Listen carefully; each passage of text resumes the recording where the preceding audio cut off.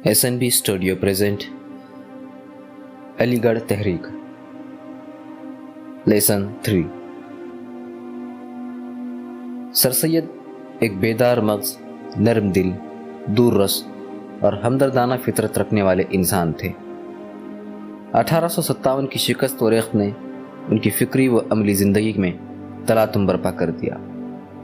उन्होंने गोशाए आफ़ियत तलाश करने की बजाय अपनी कौम को तबाह व बर्बाद होने से बचाने का फ़ैसला किया। उनके फ़ैसले ने आगे चलकर एक तहरीक की शक्ल इख्तियार कर ली। इस तरह अलीगढ़ तहरीक का सरचश्मा सन 1857 की जंग आज़ादी से फूटा। अल्लाह अज़े इस ज़माने में सरगर्म अमल दूसरी तहरीकों, बिलखुसूस राजा राम मोहन राय की इस्लाही तहरीक ने उनके जज्बाए अमल को मज़ीद बरंगेख्ता किया। चुनांचा उन्होंने मुसलमानों की इस्लाह और उन्हें पसमानदगी से निजात दिलाने के लिए अपनी ज़िंदगी वक्फ कर दी। सन 1863 में साइंटिफिक सोसाइटी कायम करके अपनी इस्लाही कोशिशों को बाकायदा इज्तिमाई शक्ल दी। सर सैयद की यह सोसाइटी फ़िक्र व अमल में बेदारी और रोशन ख़याली, बुलंद निगाही और आज़ादी राय जैसी खूबियों से कौम को आशना करने की पुरखुलूस कोशिश थी। इस तरह इस साइंटिफिक सोसाइटी के क़याम के ज़माने में ही अलीगढ़ तहरीक बिखरी हुई सूरत में मौरज़े अमल में आ गई थी। ताहम जब सर सैयद सफ़र लंदन से वापस आए तो ये तहरीक अपनी मुनज़िबत सूरत में रोनमा हुई। इस सफ़र ने सर सैयद के फ़िक्र व अमल का धारा ही बदल दिया। मग़रिब के ऐनी मुशाहिदे से वो इस नतीजे पर पहुँचे कि मग़रिब की तरक्की ईसाइयत की मरहून मन्नत नहीं, बल्कि उसका राज ज़हनी क़ुव्वत और तबई उलूम की तहसील में पोशीदा है। चुनाचा लंदन ही में मदरसतुल उलूम के क़याम का मनसूबा बनाया ताकि इसके ज़रिए सोसाइटी के मक़ासिद की तकमील और अच्छे अंदाज में हो सके। इस तहरीक का मकसद मुसलमाना ने हिंद को मायूसी व क़ुनूतियत की जहन्नम से निकाल कर नए उलूम हासिल करने, मज़हब को दलाइल अक़ली से समझने, संजीदा इल्मी कामों में ज़बान उर्दू को इस्तेमाल करने और इसके अदब को मेयार तक पहुँचाना शामिल था। सर सैयद ने तालीम के ज़रिए कौम के अंदर रोशन ख़याली, आज़ादी फ़िक्र व ख़याल और हालात के मुताबिक अपने आप को ढाल सकने की सलाहियत पैदा करने की कोशिश की। इस तरह उन्होंने तहज़ीबी व माशरती इस्लाही के ज़रिए मुसलमानों को बेहतरीन शहरी बनाना चाहा। उनकी इन इस्लाही कोशिशों का अंदाज़ा तहज़ीबुल अखलाक के मज़ामीन के मुताले से होता है कि उन्होंने किस खुलूस और सरगर्मी के साथ मुसलमानों में बेदारी की लहर पैदा करने की कोशिश की। सर सैयद एक मजहबी शख्सियत के मालिक थे, लेकिन उन्होंने अपने मजहबी फ़िक्र की असास अक़लियत, तदबीक और इज्तिहाद पर रखी थी। वो मजहबी उलूम व मुतक़ादात को अक़ल के म्यार पर तोलना और इन्हें फ़ितरत इंसानी के मुताबिक देखना चाहते थे। वो मजहबी तस्वुरात और ज़माने की तहक़ीक़ी नज़रियात के दरमियान पाए जाने वाले इख्तिलाफ़ात को दूर करके मज़हब और मुरवजा फ़िक्री रुझानात में तताबुक पैदा करना चाहते थे। इस सिलसिले में उन्होंने खुतबात अहमदिया और तबयीनुल कलाम जैसे शाहकार पेश किए। ख़ुद कुरान की तफसीर नए अंदाज में लिखी, जिसमें उनकी अक़लियत पसंदी नुमाया थी। इस अक़लियत पसंदी की वजह से उनकी बाज़ ताबीरात आम मजहबी मुतक़ादात के ख़िलाफ़ साबित हुई, जिसकी वजह से उन्हें मतऊन और हदफ तनक़ीद बनना पड़ा। सर सैयद की मजहबी और सियासी नज़रियात से इख्तिलाफ मुमकिन है, लेकिन उन्होंने उर्दू ज़बान व अदब की जो क़राह क़दर खिदमत अंजाम दी, इससे किसी को भी इनकार मुमकिन नहीं। सर सैयद की कोशिशों से उर्दू ज़बान काफ़िया व रदीफ़ की भूल भुलैयों से निकल कर आज़ाद फ़िज़ा में सांस लेने लगी। गो कि सर सैयद पहले मीर अमन और गालिब क़दीम तर्ज़ निगारिश से बगावत करके सादा शगुफ्ता नस्र का नमूना पेश कर चुके थे, लेकिन इसका दायरा कहानी और ख़ुतूत तक महदूद था। सर सैयद ने इन बुज़ुर्गों की रिवायत पर इजाफ़ा करते हुए उर्दू नस्र के दायरे को वसी किया। इसमें तवानाई और हर रंग में ढल सकने की सलाहियत पैदा की और उसे इस लायक बनाया कि वह तरक्की याफ्ता ज़बानों के सामने सर उठा सके। इस तरह सर सैयद ने सस्ती जज्बातियत को फ़रोग़ देने के बजाय गहरे ताक़ुल, तदब्बुर और शऊर को परवान चढ़ाया और उर्दू नस्र को एक बावक़ार, संजीदा और मुतवाज़िन मेयार अता किया और मज़मून निगारी की सेहतमंद रिवायात कायम की। इन रिवायात को इस्तेहकाम बख्शने में ان کے رسالے تہذیب الاخلاق کا بڑا ہاتھ ہے۔ اس رسالے کے ذریعے سر سید نے ملک میں ایک خاص علمی و ادبی اور فکری روح پیدا کی۔ اردو ادب کو قومی مفاد اور اجتماعی افکار کا ترجمان بنایا۔ جذباتی انداز فکر کی جگہ منطقی انداز فکر اپنانے پر زور دیا۔ اس سے سر سید وہی کام لینا چاہتے تھے جو انگریز اسپیکٹیٹر اور ٹیٹلر سے لینا چاہتے تھے۔ اس کا بنیادی مقصد قومی اخلاق کی تہذیب و اصلاح تھی، جس سے ہندوستانیوں کے دلوں میں عزت نفس اور انسانیت پیدا ہو سکے۔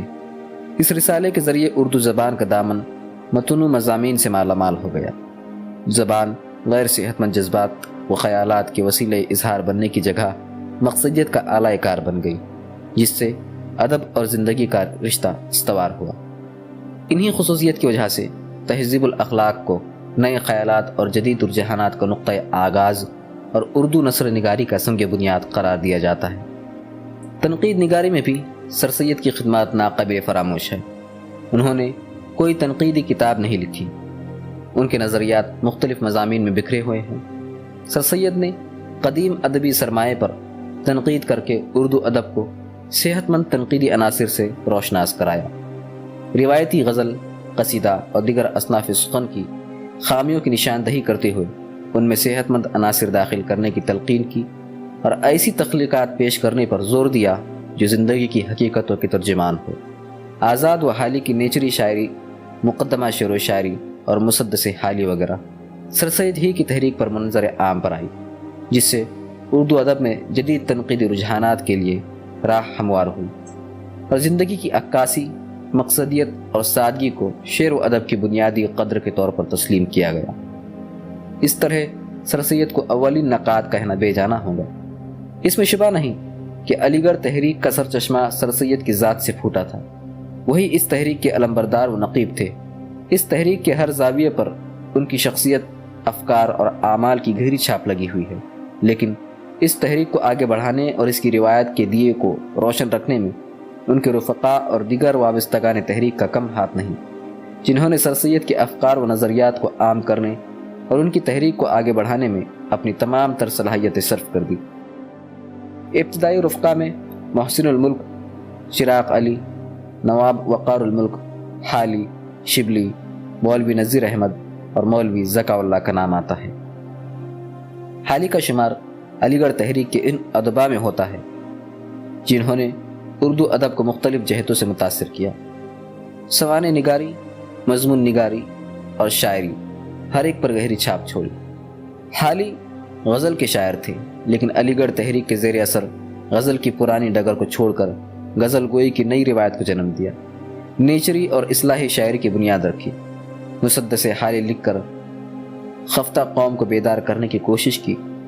حالی نے نثری ادب کی بھی گراں قدر خدمت انجام دی۔ سوانح نگاری میں یادگار غالب، حیات سعدی اور حیات جاوید لکھ کر سوانح نگاری کو مردوں کی مردم شماری کے خانے سے نکال کر نئی شاعراں پر لا کھڑا کیا۔ مقدمہ شعر و شاعری لکھ کر جدید شعر و ادب کو نئی تنقید اساس مہیا کی۔ شبلی بیک وقت شاعر، ادیب، عالم، مفکر، سوانح نگار سب کچھ تھے۔ انہوں نے علی گڑھ تحریک اور سر سید ہی سے روشنی نہیں لی، بلکہ خود بھی روشنی کا مینار تھے۔ ان کے اندر بے شمار صلاحیتیں موجود تھیں، لیکن ان کا اظہار سر سید کی صحبت اور علی گڑھ کی علمی ماحول ہی میں ہوا۔ بقول خلیل الرحمن اعظمی، شبلی کو علی گڑھ کی فضا نصیب نہ ہوتی تو ان کی جگہ مولانا فاروق چریا کوٹی اور فیض الحسن سہارنپوری کے صف میں ہوتی، اور اردو زبان شعر العجم، سیرت النبی اور الفاروق جیسے کارناموں سے محروم رہ جاتی۔ مولوی نذیر احمد سر سید کے حلقے میں سب سے بعد میں آئے اور جلد ہی علی گڑھ تحریک کے سرگرم رفیق بن گئے۔ انہوں نے اپنی تقریروں کے ذریعے اصلاحی قوم کا فریضہ انجام دینے کی کوشش کی، قرآن کی تفسیر لکھ کر مذہبی لٹریچر میں اضافہ کیا، اور توبۃ النصوح اور ابن الوقت جیسے ناول لکھ کر ناول نگاری کے لیے راہ ہموار کی۔ مولوی ذکا اللہ نے علی گڑھ تحریک کا پیغام بچوں تک پہنچانے کے لیے درسی کتب تصنیف کی۔ ان کا شمار علی گڑھ تحریک کے کثیر التصانیف ادیبوں میں ہوتا ہے۔ انہوں نے ایسے موضوعات پر قلم اٹھایا جن کی طرف کم لکھنے والوں کا ذہن گیا۔ تاریخ ہند، تاریخ عہد انگلیسیہ، سوانح ملکہ وکٹوریہ اور کرزن نامہ وغیرہ ان کی مشہور تصانیف ہے۔ علی گڑھ تحریک کا دوسرا دور ان لوگوں سے شروع ہوتا ہے جو براہ راست سر سید کی صحبت کے فیض یافتہ تو نہیں تھے، لیکن سر سید کے شاگردوں کے ہاتھوں ان کی ذہنی تربیت ہوئی تھی۔ ان ادیبوں نے علی گڑھ کی تحریک کی روایت کو آگے بڑھانے میں نمایاں کردار ادا کیا۔ ان میں خواجہ غلام ثقلین، مولوی عبدالحق، مولوی عزیز مرزا اور عنایت اللہ دہلوی خاص طور پر قابل ذکر ہے۔ حالی و سر سید کی اس تحریک کو آگے بڑھانے اور کیفیت و کمیت دونوں اعتبار سے اردو زبان و ادب کی خدمت کرنے والوں میں سب سے معتبر نام مولوی عبدالحق کا ہے۔ ان کا اصلی میدان تحقیق و تنقید ہے۔ انہوں نے بہت سی کتابوں کو اپنی تنقید و تحقیق کے ذریعے گوشۂ گمنامی سے نکال کر علمی دنیا سے روشناس کرایا۔ اس طرح اردو کی قدیم تذکرے، دواوین اور نثر کی اہم کتابیں ان کی بدولت سامنے آئی۔ صبرس، ریاض الفصحاء، نکات الشعراء، معراج العاشقین، ذکر میر، نصرتی، مرحوم دہلی کالج، اردو کی ابتدائی نشوونما میں صوفیہ اکرام کا حصہ، اردو کے سرمایہ میں گراہ قدر اضافہ کا درجہ رکھتی ہے۔ علی گڑھ تحریک کا کارواں یہیں آ کر نہیں ٹھہرتا، بلکہ اس تحریک سے وابستہ جن ادیبوں نے اس تحریک کو آگے بڑھانے میں نسل بعد نسل کام کیا، ان کی فہرست طویل ہے۔ ان میں حسرت موہانی، محمد علی جوہر، ظفر علی خاں، حبیب الرحمن خاں شیروانی، عبد الماجد دریا آبادی اور طفیل احمد منگلوری جیسے مشہور زمانہ لوگ ہیں۔ خواجہ غلام السیدین، خواجہ منظور حسین، ڈاکٹر ذاکر حسین اور پروفیسر مجیب وغیرہ نے تعلیم کے میدان میں گراہ قدر خدمات انجام دی اور علی گڑھ تحریک کو اسلوب حیات بنایا۔ طنز و مزاح کی روایت کو آگے بڑھانے والوں میں رشید احمد صدیقی کا نام سر فہرست ہے، جن کی علی گڑھ سے والہانہ شیفتگی ضرب المثل ہے۔ علی گڑھ تحریک کے اثرات افراد کے ساتھ ساتھ بعد میں منظر عام پر آنے والی تمام ادبی تحریکوں پر بھی پڑے، بلکہ یہ کہنا صحیح ہوگا کہ ان تحریکوں کو علی گڑھ تحریک ہی نے ایسے ذہن فراہم کیے جن سے وہ تحریکیں پھلی پھولی اور برگ و بار لائیں۔ ترقی پسند تحریک کو فکری قیادت وابستگان علی گڑھ ہی سے ملی۔ اس تحریک کے زیر اثر وجود میں آنے والی شعری، افسانوی اور تنقیدی ادب کا جائزہ لینے پر اندازہ ہوتا ہے کہ ناموران علی گڑھ نے ہر صنف ادب کو اپنی تخلیقات سے مالا مال کیا ہے۔ غرض یہ کہ 20ویں صدی میں جتنی بھی ادبی تحریکیں پیدا ہوئی، ان سب کا سرچشمہ علی گڑھ تحریک کا ادبی زاویہ ہی ہے۔